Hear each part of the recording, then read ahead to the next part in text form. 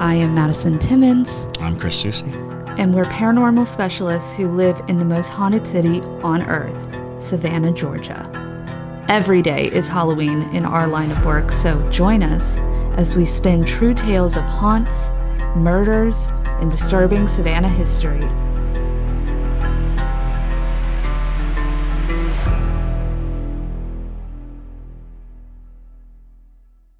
I'm Madison. I'm Chris. And welcome to the most haunted city on earth. It's JT with some very exciting news. Starting Sunday, March 12th, we will be live streaming for Parajunkies. This means many of the episodes and Parajunkie exclusives will be streamed via a private link that'll be available in Patreon.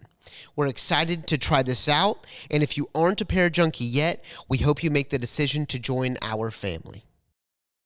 Hello and welcome back to another episode of The Most Haunted City on Earth. My name is Madison Timmons. I'm Chris Susie. And I'm JT Timmons. And today we are back with another episode of Ghostmail. Woo-woo! You got Ghostmail. We've got Ghostmail.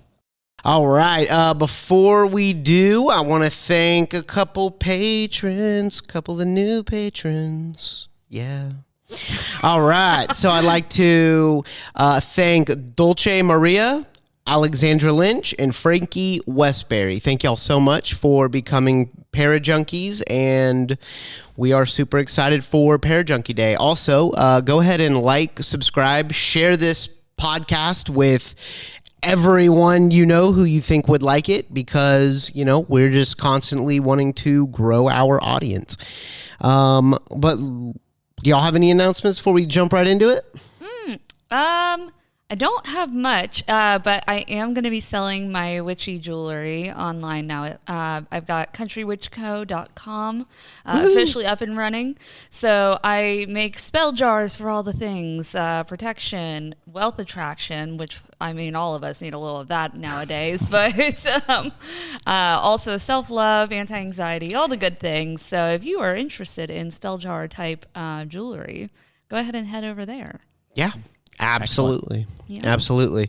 And kind of off the subject, but Madison and I are getting 2 new chickens, Silkies. Nice. Oh, yes. We're growing the coven. So if you watch the TikTok live streams that I do, I've talked about the coven. We have 3 chickens. They are all witches. Nice. So we're adding to them. Witchy eggs. Yes, the witchy eggs. Yes.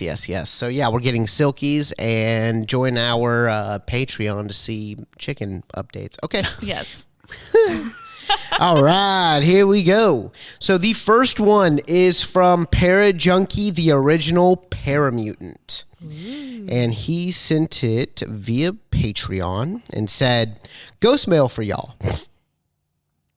I'll preface that work in I'll preface that work in trusted position in public safety and I'll preface that I work in a trusted position in public safety, and I frequently encounter unusual situations. It's taken me some time to unpack what I've experienced, but I will share the first time I can remember it happening. In June of 1994, my then fiance and I had just returned home from a restaurant. There was an increased presence of police and helicopters flying around our apartment complex. This wasn't unusual. There was an open field that would be commonly used as a landing zone for medical evacuations. As we were settling in for the rest of the evening, I noticed flashlights shining into our windows and balcony. We lived on the 3rd floor, so went to investigate. I opened the balcony door and was curtly greeted with a stern voice. "Sir, go back into your home and stay away from your windows," to which I complied. I decided to turn on the TV and see if there was any breaking news. Living in the suburbs of Washington, D.C., violent crime usually opens the broadcast. The only news was a woman that was shot and killed at a gas station in Woodbridge, Virginia. I turned off the TV and went to sleep. I had a dream that night. My friend Angelica was in it. It was very placid. I got the feeling of gratitude and kindness and then abruptly woke up. It was surreal. I felt like she was saying goodbye. The next morning, I woke up and went about my day. I returned home, turned on the news, and they had identified the victim. It was my good friend Angelica. Ooh. Wow. I've had dreams like this since. It's difficult for me to remember the specifics, but they all end the same way. I suddenly wake up. I've taken note of the time. It usually happens around 3 a.m. Are these dreams, or could they be visitations? I also have periodic episodes of deja vu, and it's hard for me to believe these episodes are related, but it's difficult to ignore. They have been incidents while on duty. I'd be sound asleep, then wake up, and within moments, a tragic event would unfold. What's your theory given what I've shared? Is it just a coincidence? I wouldn't personally say it's just a coincidence. Actually, you should reach out to your fellow parajunkie, Ashley Werner, because it sounds like you both kind of had that claircognizant sort of abilities, where basically it's not necessarily prophetic dreams, but you are able to connect with the spirit world through dreams. So a lot of times, people who are sensitive to that, they kind of tend to be the first ones that the loved ones will reach out to when they pass. But it's definitely not out of the realm of possibility that your deja vu sort of incidents do coincide with that ability.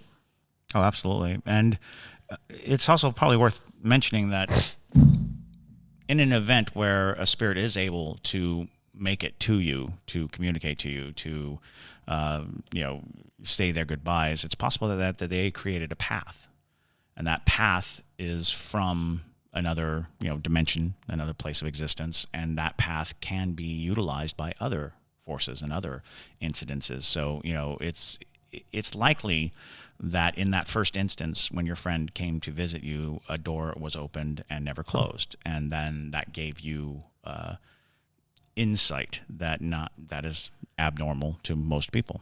I would agree with that, but it could have been that first instance too, where you weren't necessarily sensitive up until that point. But what I kind of try to explain to people when we talk about clair abilities, pretty much everybody has some degree of clair abilities. But most people, as we get older, we put on different guards and armor, if you will, to protect ourselves from, things in day-to-day life. And some people are just more open to those abilities. So it could have been that this first experience, like you said, kind of opened that door, really opened up that abilities and unblocked it for you. And now it's kind of flooding in. And I wouldn't be surprised if you didn't have these abilities your whole life. You just weren't privy to it up until this point. But all right, that's kind of my take on it, at least. Yeah, for it's sure. really common for people to, have their first encounter with a loved one. And absolutely. Sometimes people just perceive spirits in different ways. And I find that a lot of times with spirits, they're going to come to you in a way that's actually going to get your attention. And so that's why, some people say I have dreams where I have things come true and whatnot, but I've never seen a ghost or I've never heard a ghost. And I'm like, well, it's probably because they know that you're not going to acknowledge that certain form of connection versus myself. They know I need somebody to kind of slap me in the face and stop me in my tracks for me to acknowledge them. Right. So, it's a little bit different for every single person. All right. Thank you, the original Paramutant. Yes. That was very, very interesting, slightly frightening story. All right, here we go. Abigail. The next one comes from Abigail Wilsey. A couple spooky stories. Hey guys, I love the show and couldn't resist the opportunity to send a couple of terrifying stories I've experienced / been told over the years. To start, I've always been susceptible to spirits and energy. Most of my experience manifested in dreams or nightmares. My family owned property on a lake near Missouri / Arkansas border. during one of our weekend visits to the lake when I experienced the most disturbing nightmare I've ever had. Keep in mind, I was only 7 years old when it occurred. In my dream, I was lying in my bed, and my dream self was woken by a faint tapping on the window. You've experienced this, Madison. It grew louder and louder until the window finally shattered and I saw the strangest entity enter my room. It was a floating, massive ram's head with piercing red eyes. Oh. The sight alone was menacing, but the energy this thing gave off felt so dark and heavy, like drowning in tar. Wow, poetic. It approached me and I blacked out, still in the dream. When I woke, I was sitting in the back seat of our family car and was forced to watch the ram murder both my sister and my mother in front of me. Good Lord. My father had made it to the car, and when I looked at him, his eyes and the eyes of the demon were the same. The second story I have for y'all is my husband's. My husband and I went to high school in a small town near Springfield, Missouri. Most of the Ozarks were inhabited by many Native American tribes in our area, and I believe it was the Osage tribe. I will go ahead and say, let's actually talk about the ram, because it looks like these are different stories. Yeah. So yeah, what do you think about the ram? So I definitely think it's something in the realm of that catch-all of demonic entities, because a lot of times, demonic entities present in different forms. There's a whole slew of different presentations that they can give. I am trying to think of one in particular that would have presented as a ram, but usually the energy that comes off with them does, kind of lean into that side of just suppressing energy. Yeah, there are several entities, and the ram's head is a long time image or icon for the devil. It most certainly has the demonic resonance, and a lot of people, if you go back far enough, you start to realize that as cultures advanced, they were realizing the practices of other cultures and start demonizing those and start saying that, these pagan practices are evil, and sacrificing rams was a big part of early communions with God and communions. And as we move forward, we start to recognize that action, that decapitation of a ram or these things, or the ram's head, suddenly became symbolic of a relationship with the supernatural, or the relationship, you certainly see it in a lot of art. If you look up, again, to avoid names, if you look up pictures, you'll see many pictures, most famously of a ram-headed man sitting with his hands one up and one down. That is classic demon imagery. And intriguingly enough, the concept of the ram bursting into your house, killing your family, and then seeing the ram's eyes in your father's eyes, almost very disturbing. Becomes this very disturbing tale of fear and horror. So yeah, I could see where just by imagery alone, you're dealing with something that your own mind is placing as demonic. Sure. If you encounter something dark, we oftentimes mask over the darkness with our fears and with our imagery of fear. So that it's, someone coming into your house and doing damage. It could easily be a nightmare about a home invasion that you then ascribe to this evil thing that you recognize as the ram's head, image. However, you can't dismiss that it is a centuries-old depiction of the devil.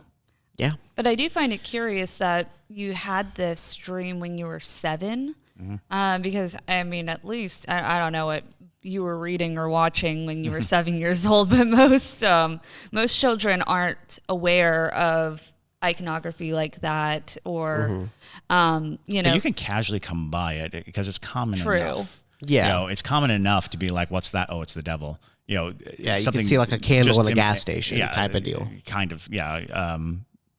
Not to discount that there's something strange going on. It's just we are hyper perceptive and we don't realize it. We don't realize how influenced we are by the things we see. You know, you could literally be, you know, scrolling through the TV channel and seeing something for a brief flash or something to that effect. Sure. I remember there used to be a commercial on TV they did the Passion Play in Savannah, you know, the death and resurrection of Jesus. And the last frame of the commercial was a Roman centurion holding the bloody body of Christ. Oh, wow. And it was, you know, a pretty provocative picture, but it was just one of those things that just kind of passed by evenly. Well, my child was like 3 years old, so she was 3 years old, and it just lodged in her head that, you know, there was this superhero that had this bloody person. And she kept saying superhero. I don't want the superhero. I don't want to see the superhero. Don't show me the superhero. And I was like, I have no idea what you're talking about. You know, I tried to figure it out. And then finally, it was because VeggieTales, there's a superhero that Larry is. Larry the Cucumber, and he wears what looks like a Roman centurion helmet. I think I know exactly what you're talking about. Yeah. Yes. Yeah.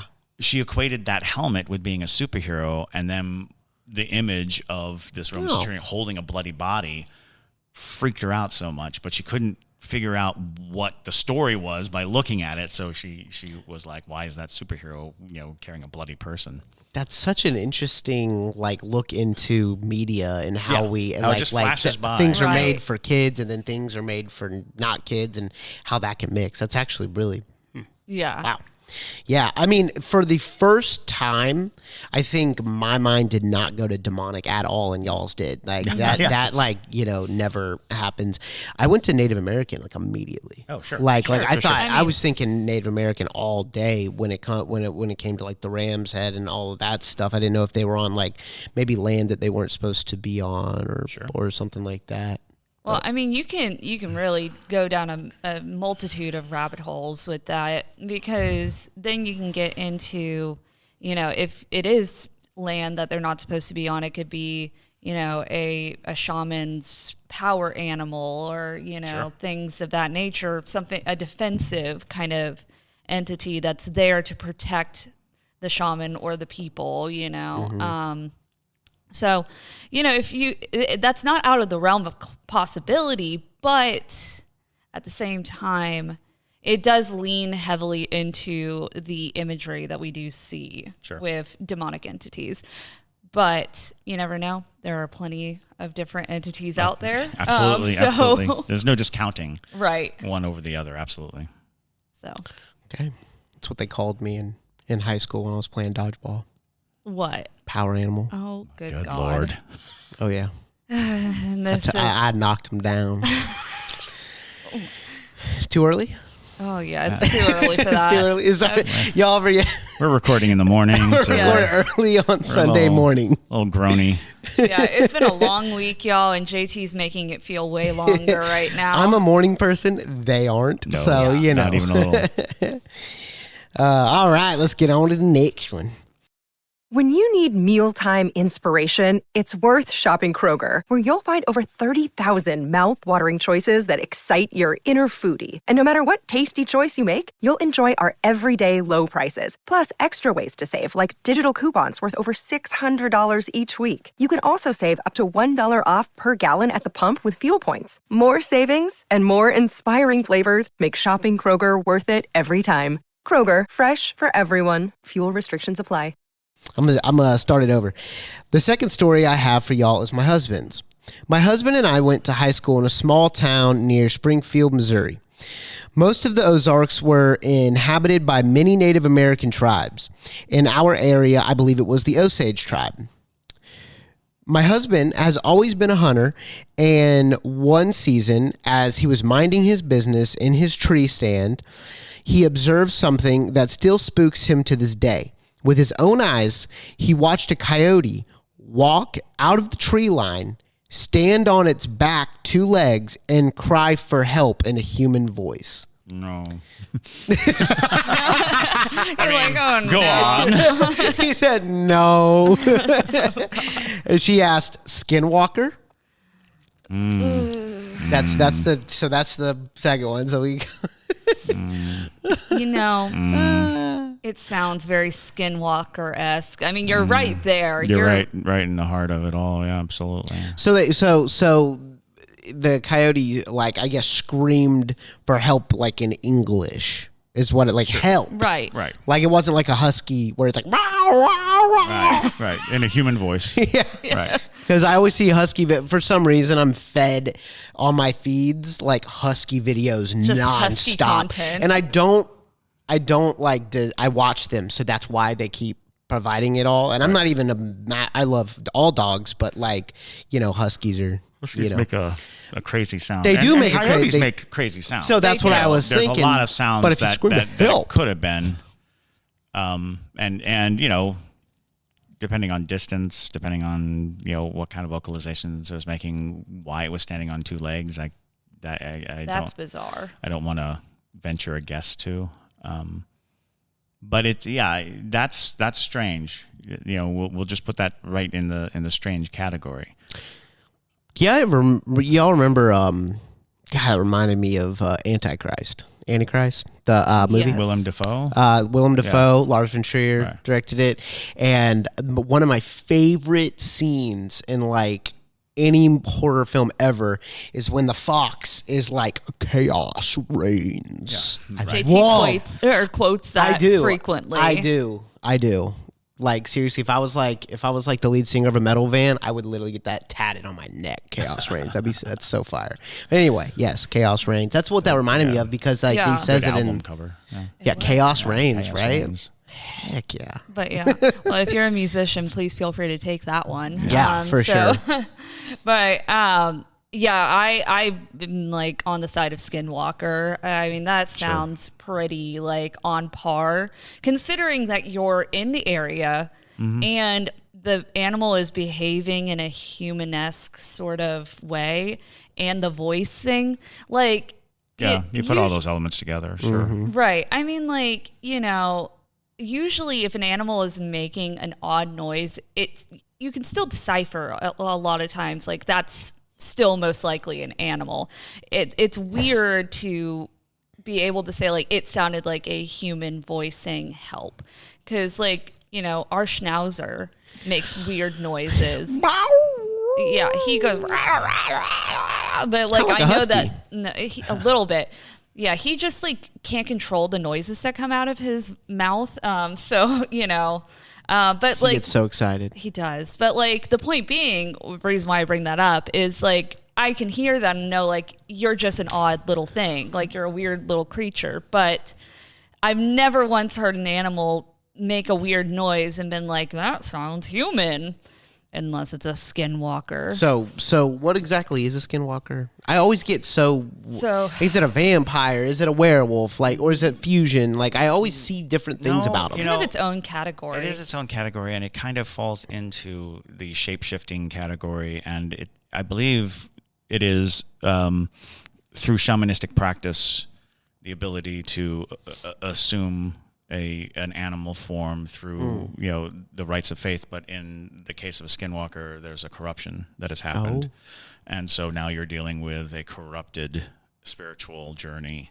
And it creates a dangerous situation. I tend to think of them more further west than Missouri, but the practice of a human taking on the qualities of an animal for whatever purpose is not, you know, unknown in all cultures. In all cultures, there has always been this this concept or construct of humans that can take on animal forms through dedication, practice, ritual, whatever. And in many cases, it is about finding some divine, you know, good and communing with nature. But once it becomes pointed, once it becomes a dangerous thing. And I know that there are people out there who are going to be like, don't say it, don't say the name. Skinwalker is not the name. It is a several times translated and somewhat amalgam thing that we've come up with, and that's true of a lot of the words that we're like, don't say the word. It's like, well, it's not really the word. It's Right. we're removed from the word. It is, however, very very volatile spirit, and it has gained far more reputation. More reputation than examination, I should say, because I'm not overly familiar with it. I know it as a glossed over term that we've kind of come, relatively Right. aware of as a society, especially certainly in paranormal circles. So if there are Native Americans who could clarify, absolutely, please do. For sure. Because, like I said, that's my understanding of it. It's not. It's certainly not concrete. Right. We don't focus heavily into those types of entities. We dabble in a lot of other things. But there's also just so much information to soak in when it comes to paranormal. Sure. It's, And you'll when never you're talking be able about like to. indigenous peoples, Right. that's a whole and rich and wonderful, tradition of many separate and instant. They're not. You can't put them all under the same, umbrella. The Apache do not have the same as the Cherokee. The Osage do not have the same as the Chippewa. The stories are not universal to the indigenous peoples. Each tribe experienced nature in their own way and honored it in their own way. And while there are, of course, similarities, there are drastic differences as well. And it's also closed practices. So Yes. there's a lot of information that if you're not a part of that tribe, you will never And probably nor should you. get access to. Whenever Madison and I go to metaphysical shop, which is actually quite often because of who she is, I'm like going throughout at least several times when we're in the metaphysical shop and Madison's looking at like different stones and herbs and everything. I'm always grabbing something that's just not for me. Like I'll pick something up and I'm like, ooh, what is this? And Madison's like, put it down. It's not for you. Yeah. And I'm like, oh, okay. But it looks cool. But it does. looks cool. Well, JT likes, things that are honestly, you should talk to a hoodoo practitioner because he loves stuff that are utilized for hoodoo practitioners, which is a closed practice, and it's good to acknowledge and admire things from afar. It's just we are not the ones that are allowed to Right. I mean, dabble with it, appreciating the art and appreciating the construction and the craft, absolutely. And it becomes very tricky. I've known several shops in Savannah that closed down specifically because they were not interested in like tourist dollars. They were not interested in just looky-loos who come in. It was like, no, we service a very specific group and we provide them with things necessary for their rituals and for their worship. Wow. And people are coming in and buying them because they want to hang it from their rearview mirror, or they want to that is and very so true. that became an interesting. It was one of those things that I thought was very interesting, was that they didn't decide to just go full tourist, that they weren't like, all right, well, this is what we do now, so let me make a couple of candles and put a picture of Forrest Gump on it and call it a day. So much to their credit, they maintained the integrity of their faith. Absolutely. For sure. All right, here we go. Okay, last story for you guys. Thanks for following. Thanks for following along this far. All right. Still early in the morning. About a year ago, I moved up to Alaska, where my husband is stationed. We live on Eielson Air Force Base, which has a long history of strange and mysterious deaths and incidents. Ooh.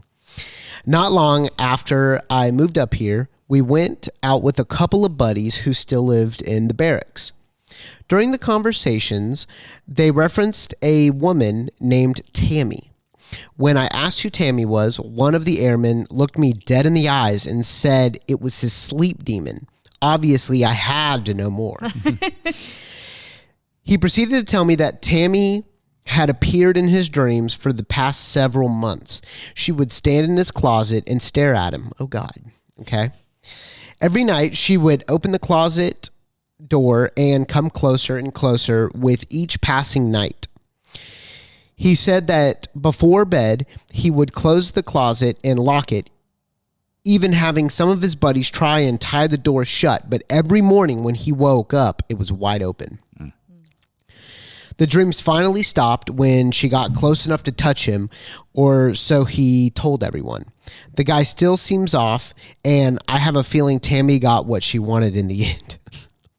Don't mess with Tammy. Okay. How did he get the name Tammy? Does it say? No, but so we okay. Thanks for reading.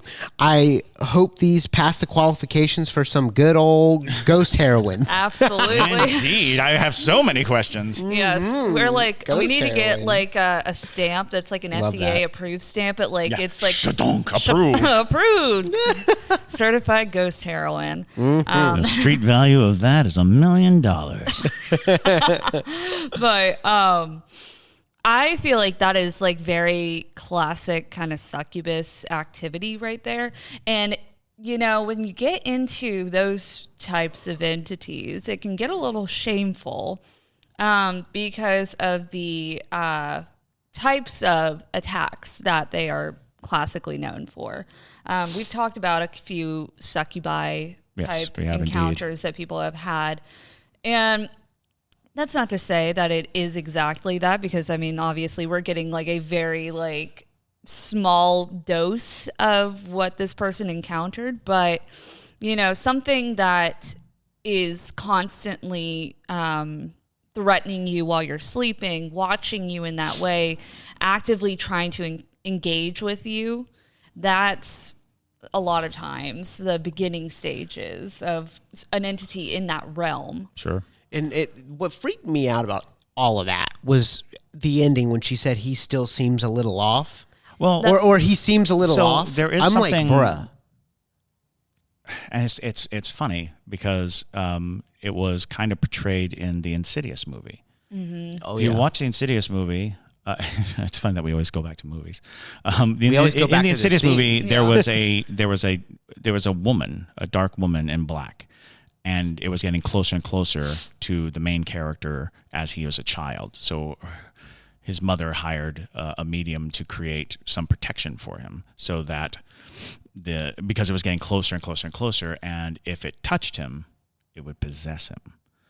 That story is a watered down version of a lot of accounts that what a spirit really needs is access to you, physical access. If it touches you, then it can live in you like a parasite. It lives in that parasitic realm, which could be an entire manifestation, like a person being taken over completely by a spirit. Now the spirit is just like, driving the body, or it could just be a passenger. The spirit enters your body and lives kind of vicariously through you, all the while feeding off of your energy. That sounds closer to it because of the abrupt stop of the dreams.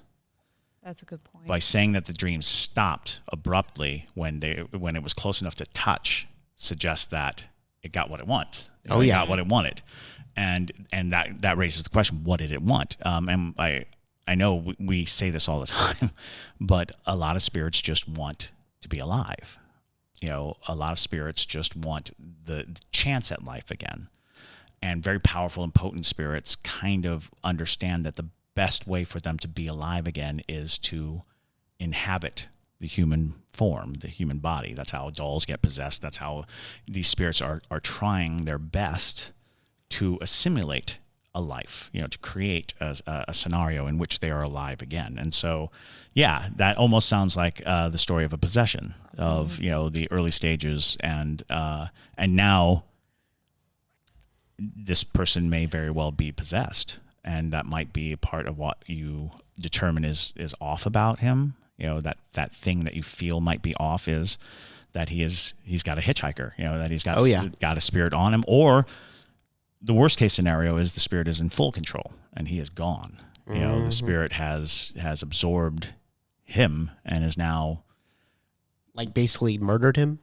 Basically, and feeding off of his memory so that it can carry out functions without being discovered. I guess that sounds demonic. And we talk about that too. Is a human absolutely can become what we term as demonic when they lose their empathy, when they lose their humanity. Alex Murdaugh. That is a demon. Yes. And that's one of those clear signs, is like when you have abandoned your empathy, when you've abandoned everything in pursuit, and even if that pursuit was good at one time, even if you were a good person and you died and your spirit was here and you were like, I just got to be alive again. The moment you start to disregard humanity, you're a demonic presence. You now have all of the qualities of a demon. And I actually dare say a human is far more capable of evil than any demon is, because demons are not human. That is something that has to come back around over and over again, which means that in their mind, they are not defying good to do what they do. They are doing what they do because that's who they are. That's what they are. Humans understand good and evil. As a matter of fact, that's the whole point of humanity. If you go all the way back to the earlier stories, Adam and Eve, the tree of knowledge, blah, blah, blah, blah, the knowledge of good and evil. Once you know the difference between good and evil, you are capable of doing evil because you are denying good. So it becomes one of those issues that you really have to wrestle with, is that we are designed with a capacity for good and evil. And we are far more evil than any demon, because a demon does not have a choice between good and evil. And for that matter, most celestial beings, as we understand them, don't have choices. They are what they are. We, on the other hand, given free will, as the grand experiment of existence, we can make these choices. And when we are spirits and we are choosing our desire over other people's welfare, what we want over the safety of others, what we want over the comfort of others, that is demonic. All righty. We got one more. Your brain needs support, and new Ollie Brainy Chews are a delightful way to take care of your cognitive health. Made with scientifically backed ingredients like Thai ginger, L-theanine, and caffeine, Brainy Chews support healthy brain function and help you find your focus, stay chill, or get energized. Be kind to your mind and get these nootropic chews at ollie.com. That's OLLY.com. These statements have not been evaluated by the Food and Drug Administration. This product is not intended to diagnose, treat, cure, or prevent any disease. And let's see, this comes from Brandon Raplitz, and it includes a photo. Ooh. Oh, yeah. All right. I'll show you the photo after, or if it mentions the photo in the story. All right. Hey, just wanted to see what y'all think about this. Was taken with no flash, and we looked back on the pictures and was just a little freaked out. There has been some weird stuff that's happened on my property, and for a little backstory, there was a woman who was a vet that lived on my property a long time ago, and she went very depressed, ended up killing herself with horse tranquilizers. There has been multiple occasions where me and a few other family members have heard very dim old country music outside. Ooh, that's creepy. And also have smelt cigarettes, almost like someone was smoking in the house. My mom is actually seeing a old couple in our front yard, also very creepy, in our front yard only a couple of times, but enough to know that they are here. But one encounter, I don't know what that means, but one encounter that really sends chills down my spine is one night around 2 a.m. I was walking from one side of my property to go back inside and had this overwhelming feeling like someone was watching me, but didn't think anything of it. So I kept walking, and a few moments later, I hear something run up behind me. So I turned So I immediately turned my head to see what it is, and nothing was around me. It sounded like it stopped at least a foot behind as I turned my head. That was really the only scary encounter where something has tried scaring you or make themselves known like that. I just thought to share this with y'all and just see how y'all think about it. Also, I get really interested in y'all's videos and love all the stories sent from my iPhone. Thank you. Yay, thank you. All right. Awesome, Brandon. I'm sorry, where and was here's this? Yeah, I didn't catch a place. It's his property, but I don't see. Yeah, it's his Yeah, I was property. like- Yeah, but I don't think. Yeah, he didn't include a location. geographical location. Okay. But here's the photo, y'all. Let me go ahead and turn the brightness up for you. I'll put it on the YouTube. It looks like Florida. I'll tell you that right now. Yeah, I would reckon. It does kind of look like Florida. I actually guarantee it's Florida. Florida's very haunted.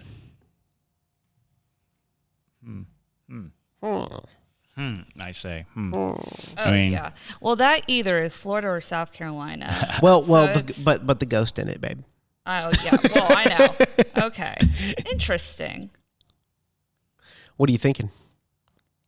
well, your first instinct is to say lens flare Yeah. because there's a fire there, and the but moon. Trying to look at the shape of it versus any shape in the flames, or it creates a weird sort of disconnect. And again, knowing where it is might help us because there are a variety of different types of things that it could be. Looking at it, it kind of has a lot of properties that make you go.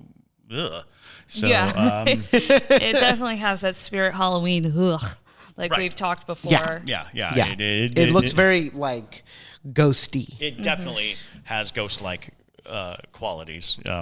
You kind of make out a face, you kind of make out shoulders, you kind of have this sensation of something there, and also given its proximity from the ground, Right. You're It looks like the only thing that makes me say not a lens flare is that lens flares are usually like in a half moon shape, right? Because of how a lens is, it bulges out slightly, or the Right. glass is rounded, or so you can usually catch like Exactly. Yeah, exactly. Like the aperture ring, helps with that. This is a circular thing, but this looks like a puff of smoke. That's the weird thing. Like I almost wonder if but it's not over the fire, so Well, I don't know. So the thing is I don't know. like I don't everything know. else that you were describing that's happened on your property, besides the thing like running behind you and whatnot, that's just that would help if we knew kind of where it was Yeah. to maybe decipher exactly what particular type of entity that might have been. But the rest of the stuff, the old country music, the cigarette smoke, that's all like very Old classic. people in the front yard, is it night or day? Because I'll tell you right now, if it's night, I'm freaked out. Okay, old people in the front yard at night is so scary for some reason to me. Well- Like, why is that scary to me? Well, because you Why love is that scary the to me? concept of like an old person standing there very still. No, I Like- know, but why is it in their front yard, like looking at your house at like 2 a.m.? Well, so Why here's is the that thing. absolutely terrifying? Well, 'cause we need to it's- put it in a movie. Because anybody standing in your front yard at 2 a.m. is creepy. But old people, and if they're naked, whoa. But why? Why are they suddenly naked? No, That's what JT. I'll tell you right now. Naked old people, like ghostly, naked, gaunt old people, are so scary. You've watched The Visit too many times. Yeah, bro, so the it's visit's like- scary, This is- bro. Well, this is an intriguing thing. Is why are certain images scary? Why do zombies look the way they do, and why do they freak us out? Old people. No offense to any old people out there. We love old people. We love old people, Saggy. but they're closer to death. John. They are down. closer to death. They Yeah. represent the end of life. They represent the end of a journey. And so while, daylight, happiness, sitting in a rocking chair, all that good stuff, you put them out of context. You put them, in the middle of the night, standing, and for whatever reason, naked. Well, just naked is like scary. Well, naked is scary. Anybody- If a person is standing out in front of your house at 2 o'clock in the morning, it's scary. That's exactly. That's fair. But the added, because also children, very scary. They are also very closely linked to a time when things didn't exist. A child is very close to non-existence. They didn't exist just a short time ago. They came from the void. They came from the darkness. They are closely related to what we would consider to be death, as are very old people. So you want that perfect midlife meet of life. I think standing in your yard naked. I think media has definitely influenced my newfound fear of elderly people? No. Old people. I love old people. Everyone knows. Not everyone knows. Everyone knows I love old people. No, but I do. They don't scare me at all in normal time, like in normal daytime. But if they're like The Visit is what I'm talking about. If you've seen The Visit, M. Night Shyamalan, The Visit, sure. Oh my God. That's okay. just That is so freaky. scary where she's like running up and down the hall, scratching on the door. She's naked. It is freaky. And so that's definitely something that has made me kind of like get freaked out about that. But have you seen The Grave Dancers? The 8 films to die for, The Grave Dancers. Yeah. Do you remember the sadist, the old man who's the sadist and loves torturing the woman? Yeah. Yes. Yo, that made an impact on me because I was like, Clearly. Grave Dancers is one of my favorite horror amazingly films. designed spirits too. Amazing. If you ever get a chance to look Amazing. at it, the designs, they are almost cartoony, but in the most horrific way. They were scary. They did some amazing alterations to physical form, which again is something that really freaks us out. To see the alterations of physical form, such as aging. Aging does alter your physical form. So does being young. You're like, you're going to stretch out of that. That's weird. It's true. But yeah, just to clarify, But love old people. Yes. It's just in certain situations, like about anything. I mean, a True. 20-year-old guy could be scary in certain situations. Absolutely. Yeah. But the point that I was trying to make before we got into this tangent on old people was that a lot of the accounts that you're referring to are residual. So, like the music and the cigarette smoke, those are very classic residual hauntings. Right. Considering that, like you were saying, is that people have lived on this property before you. And so, it's not out of the realm of possibility that the old people you're seeing didn't live there at one point. It could have been them. If it was Florida, I could even more so see, that being the case with, with the country music and the cigarettes and who's all singing? that. I want to know what songs and stuff, because then it's like... Well, if it's And old narrow it country, down. yeah, And exactly. if you were going to investigate that, would you play something similar? Would you play the same song? Like if it's Conway Twitty, you playing Conway Twitty's greatest hits out loud and seeing if anything responds? With residual hauntings, though, is there's no intelligence behind it. Well, just in So- case it's intelligent. Sure, Someone's but- putting it on the radio. And we talked about this before because residual hauntings are kind of anchor points, and you could coax a spirit through their anchor point.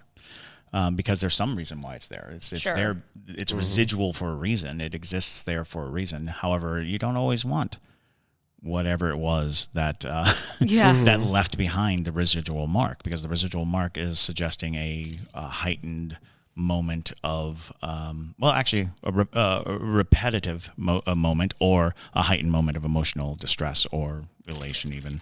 So that you had a former owner who had taken their own life on the property, that is always going to have a shockwave effect on a location. Absolutely.